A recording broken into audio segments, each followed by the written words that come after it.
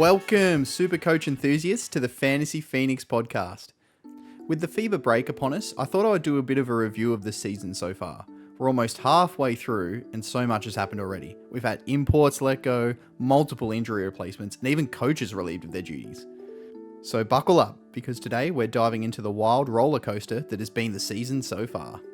I'm going to go through each team and give a SuperCoach Star performer, Underachiever, and Suprise Packet up until this point in the season. I'll also give a little bit of a rundown in a couple of sentences, just a summary of each team and how I think they performed in general. Let me know in the comments who you would give your awards to and why. I'm interested to see if other people feel the same way as I do. Let's start off with the Adelaide 36ers. The 36ers have had a bit of a rough start to their NBL campaign, releasing one import and dealing with injuries, illness, and just poor form in general. They have hit their strides a bit in the last few weeks since the addition of DJ, and will be doing their best to try and sneak into the play-in. I don't think they will, but good luck to them. The SuperCoach Star, Isaac Humphries. I was toying between him and Trey Kell, but I felt that Hump's ability to go big gets him the nod here. He has been a bit up and down, but only 3 scores under 17 and 6 scores above 24, including some 40-point ceiling games, have him right on top. Adelaide are starting to get in a bit more of a groove, and with word that their import big man search is over, Humphries has every opportunity to better his output moving forward. The Underachiever, Mitch McCarron. The new SuperCoach scoring system, along with the decline in form, has not helped money-making Mitch McCarron. Averaging a lowly 18 points with only 1 game above 30 and 2 single-point games has not been the output that Adelaide have expected from their captain. The surprise, DJ Vasiljevic.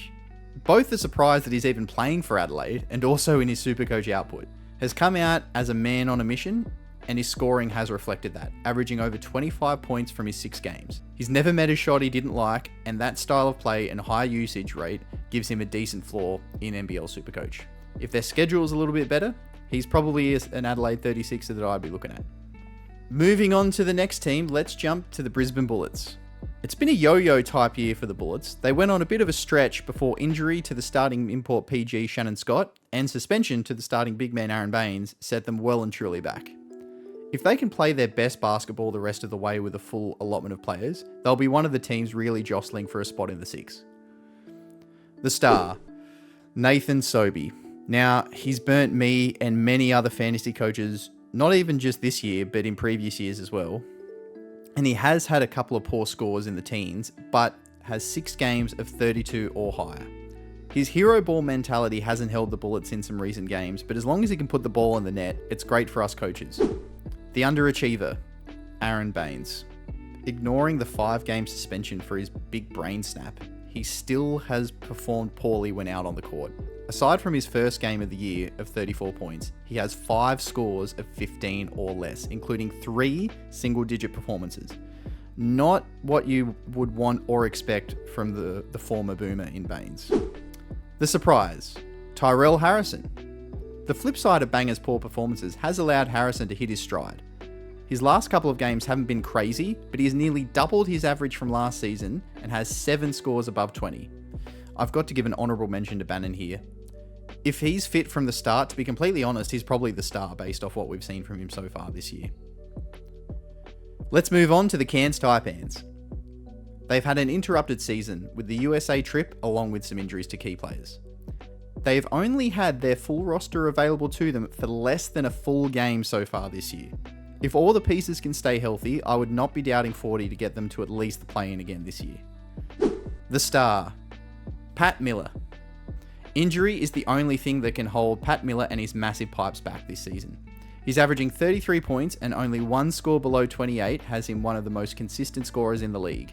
The Underachiever, Sam Wardenberg. There's probably a few guys in this category with the spread of cans, but some personal bias might come into play a bit here. He had a great stretch, but only scoring 20 or less in his last 5 games isn't good enough for their starting big and a very common starting 5-man for us coaches. Hopefully, he can be better. The surprise. I was looking at a couple of guys here, but I've decided to go with Bullquall. He was a recent pickup for me in SuperCoach and is a fairly consistent scorer. In only 2 games has he gone under 15, and he's upped his average to 20 points a game this year. He's a perfect bench stash with the Taipan schedule. Now comes to my least favourite part of the pod. Moving across to the Illawarra Hawks. As a long-time Hawks man, it has been a painful season to watch. Came in on paper as a team that many, including myself, saw having a big climb back up the ladder and into the postseason once again. But it looks as though that was not meant to be. Changing of the head coach, along with the extreme variance between best and worst, has them locked in as cellar dwellers for the foreseeable future. Their star, Sam Froling. One of the few decent performers for the poor old Hawks this year. Had one game of 12, but aside from that has been pretty solid, averaging nearly 30 for the year. He does leave a lot of points on the board with missed bunnies at the rim and missed free throws, but he should hopefully be better moving forward. The underachiever, Tyler Harvey. It hurts me to say, but this could have gone to basically anyone. But Harvey has had the biggest drop-off this year. After averaging 28 and 25 over the last 2 years, he has dropped to a measly 18 this year. Still has his incredible shot-making ability, as we've seen with his buzzer beaters, but some of his decision-making has really let him and the Hawks down. The surprise, Gary Clark. Now, Clark was the only other contender for the star for the Hawks, so I had to put him in here. There wasn't really any kind of big leapers either. He started off slowly with his shot not dropping, but has hit his straps after that with 5 scores over 30 in a 6-game stretch, which I was definitely surprised about after seeing his start to the year. Now for some big dogs. Melbourne United. Possibly the most legit I have seen an NBL team in my time of watching the league. They've played with DPs, bench guys, multiple stars and starters missing from the lineup, and they're still getting it done. And that's not against measly teams like the Hawks or a depleted New Zealand. They did that against the Phoenix at essentially full strength, and the Kings at almost full strength. An absolute lock for the championship series and probably the title for me. Their star, Luke Travers. Only 3 out of his 11 games he's scored under 20, and one of which was an injury in the first minute of a game. He stuffs the stat sheet and has increased his actual scoring as well. 5 games above 30 with a massive 53-point game in there as well. Without the injury, he would be close to averaging over 30 SuperCoach points a game. In the most stacked team in the league, that's very impressive for mine. The underachiever. Now this is going to be incredibly harsh, but I've got to give it to Ariel Hukporti. Started great, but has faded heavily with JLA's return. Since then, he's had 3 single-digit returns, including a -1, and that has dropped his average to below 20 points a game.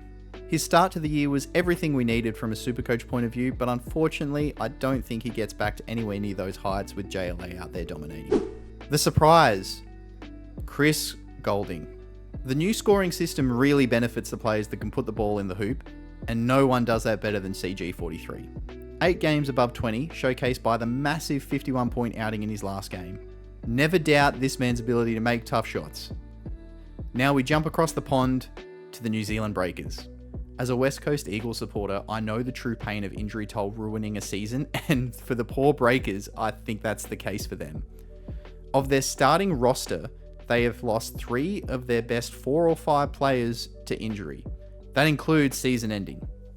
Lamb coming in for Jessup has softened that blow, but with a hampered and now out Will McDowell-White and still no Cheatham, it looks as though the luckless Breakers can't go one better than last year.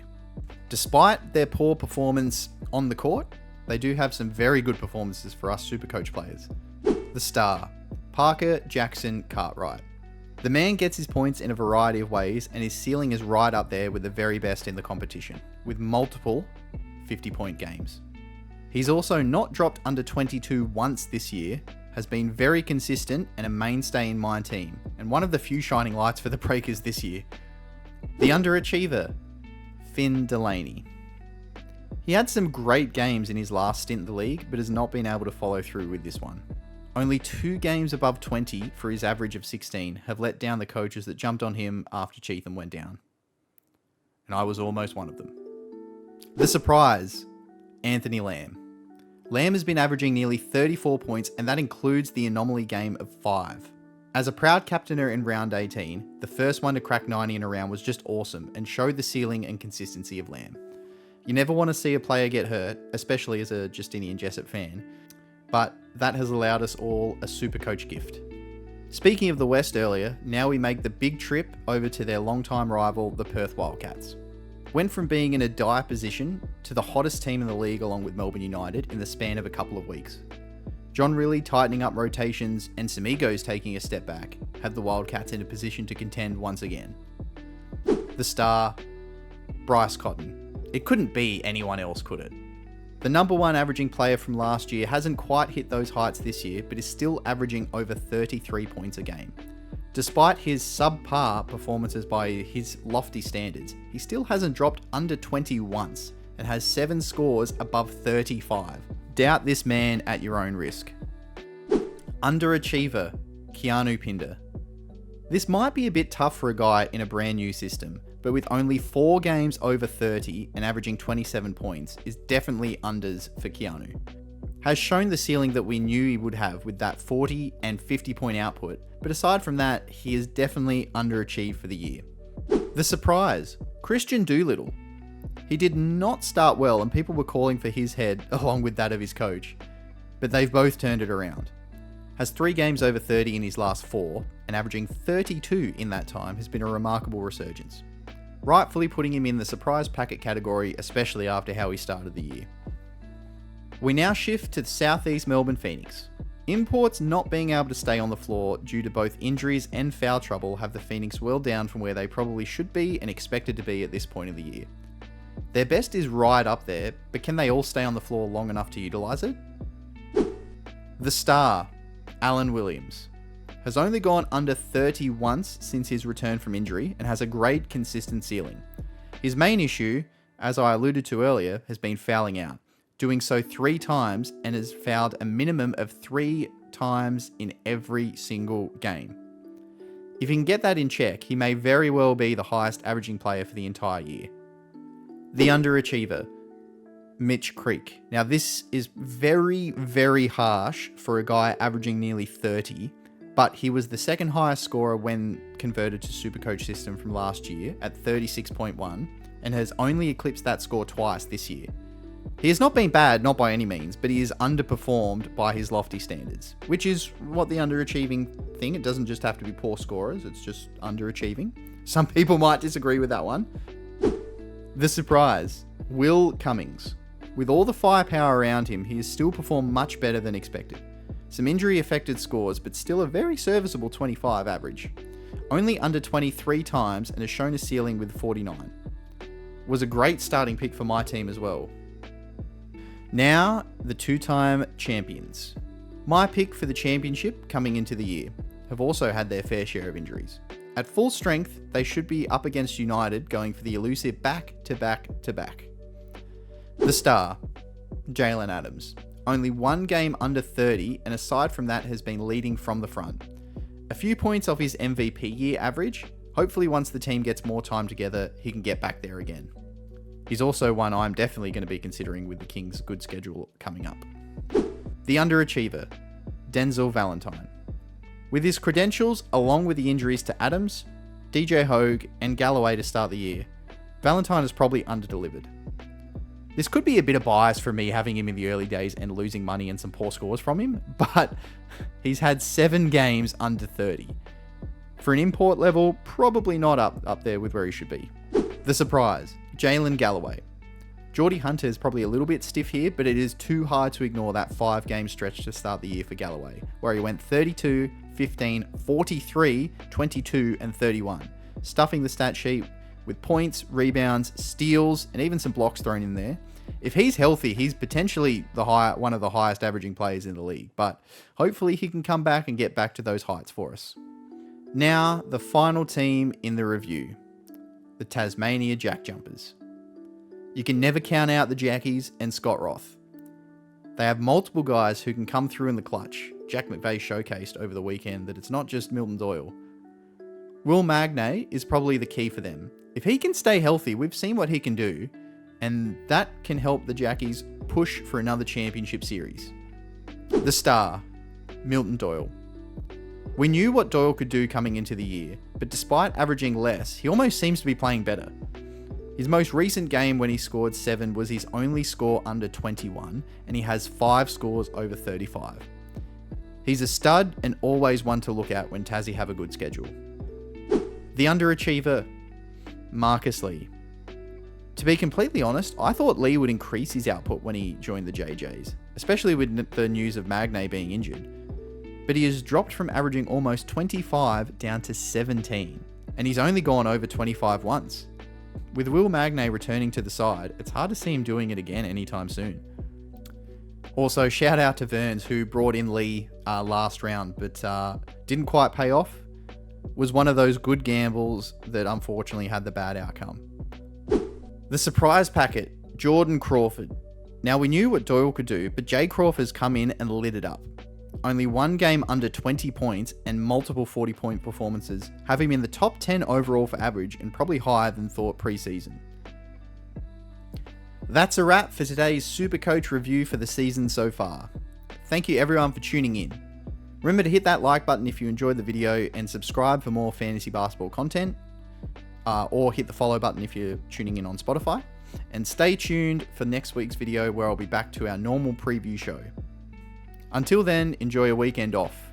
No constantly checking the scores, no yelling at the TV. Or maybe that's just me. But anyway, thanks again for tuning in and we'll catch you in the next one.